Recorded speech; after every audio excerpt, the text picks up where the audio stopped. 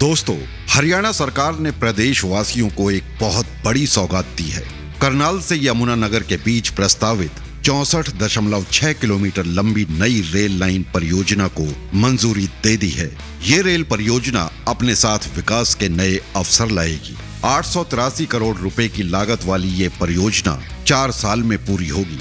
Haryana rail अवसंरचना विकास निगम, rail मंत्रालय और हरियाणा सरकार ने अंतिम रूप दे दिया है। मुख्यमंत्री मनोहर लाल खट्टर की केंद्रीय रेल मंत्री के साथ हुई विभिन्न बैठकों में राज्य सरकार ने सितंबर 2019 में प्रेषित मसौदा रिपोर्ट में रेल मंत्रालय द्वारा दिए सभी सुझावों को शामिल करने के बाद हरियाणा सरकार ने परियोजना की विस्तृत परियोजना रिपोर्ट यानी डीपीआर को मंजूरी दे दी है। प्रस्तावित करनाल यमुनानगर नई rail line Delhi Ambala railway line पर मौजूद करनाल रेलवे स्टेशन से शुरू होगी और अंबाला सहारनपुर रेलवे लाइन पर मौजूदा जगाधरी वर्कशॉप रेलवे स्टेशन से जुड़ेगी। अंबाला छावनी के रास्ते करनाल से यमुनानगर तक मौजूदा रेल मार्ग से दूरी 121 किलोमीटर है। करनाल और यमुनानगर के बीच सड़क मार्ग से दूरी 67 किलोमीटर है।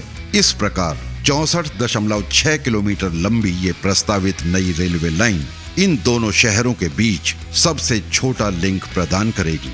करनाल यमुनानगर रेलवे लाइन कलानौर में ईस्टर्न डेडिकेटेड फ्रेट कॉरिडोर के लिए फीडर रूट कनेक्टिविटी प्रदान करेगी, जिससे करनाल यमुनानगर क्षेत्र में लॉजिस्टिक पार्कों के विकास में मदद मिलेगी। कनेक्टिविटी बढ़ाने के साथ साथ इंद्री, लाडवा और रादौर के प्लाईवुड एवं लकड़ी औद्योगिक उत्पादों, धातु उद्योग, उर्वरकों आदि के लिए बाजार तक त्वरित पहुंच उपलब्ध कराएगी। करनाल, पानीपत और मध्य हरियाणा के अन्य हिस्सों को सीधा संपर्क प्रदान करते हुए ये नई लाइन पूर्वी डीएफसी के लिए एक फीडर मार्ग के रूप में कार्य करेगी, जिसमें कलानौर स्टेशन पर रेलवे के साथ इंटरचेंज पॉइंट होगा। इसके अलावा ये परियोजना हरियाणा के दक्षिणी एवं पश्चिमी हिस्सों को पवित्र शहर हरिद्वार से जोड़ेगी। आइए दोस्तों, अब बात करते हैं नेशनल हाईवे 344M के बारे में। Jaipur highway Rohtak road GT Karnal road को जोड़ने के लिए बनाया जा रहा नेशनल हाईवे 344M पूरी दूरी में 100 मीटर चौड़ा होगा। दिल्ली में करीब 43 किलोमीटर लंबाई में बनाए जाने वाले इस हाईवे को 13.1 किलोमीटर से 20.7 किलोमीटर तक पहले 80 मीटर चौड़ा बनाने का निर्णय लिया था। अब इस दूरी में ये रोड चौड़ा करने के लिए 4 गांवों की भूमि का अधिग्रहण किया गया है।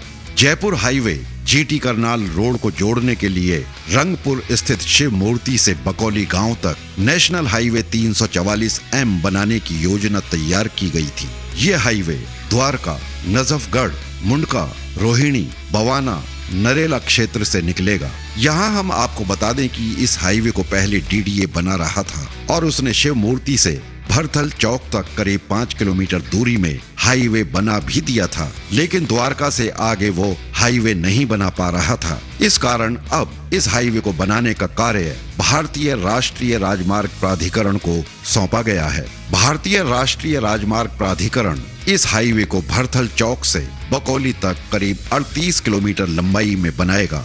NHAI ने गांव मोहम्मदपुर मजरी, मदनपुर डबास, रानी खेड़ा और रसूलपुर गांव में इस हाईवे को 13.1 किलोमीटर से 20.7 किलोमीटर दूरी तक 80 मीटर के बजाय 100 मीटर चौड़ा बनाने का निर्णय लिया है। इसके लिए इन चारों गांवों के किसानों की कृषि भूमि गत 28 जुलाई को अधिग्रहण करने की अधिसूचना जारी की गई है। इस तरह अब जल्दी ही इस हाईवे को बनाने का कार्य शुरू होगा। पहले इन गांवों में 80 मीटर चौड़ाई में यह हाईवे बनाने के लिए किसानों की कृषि भूमि का अधिग्रहण किया गया था। किसानों को इस कृषि भूमि के अधिग्रहण की मुआवजा राशि भी मिल चुकी थी। नेशनल हाईवे 344M बनने से दक्षिण हरियाणा और दिल्ली के विभिन्न इलाकों से बहादुरगढ़, रोहतक, सोनीपत एवं आसपास के इलाकों में आना जाना आसान हो जाएगा।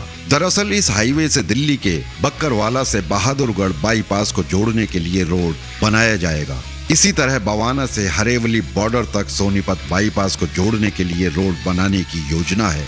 ये रोड भी इस हाईवे बनाने की परियोजना का हिस्सा है। दोस्तों, अब इस वीडियो को यहीं समाप्त करते हैं। मिलते हैं अगले वीडियो में किसी नए विषय के साथ। धन्यवाद।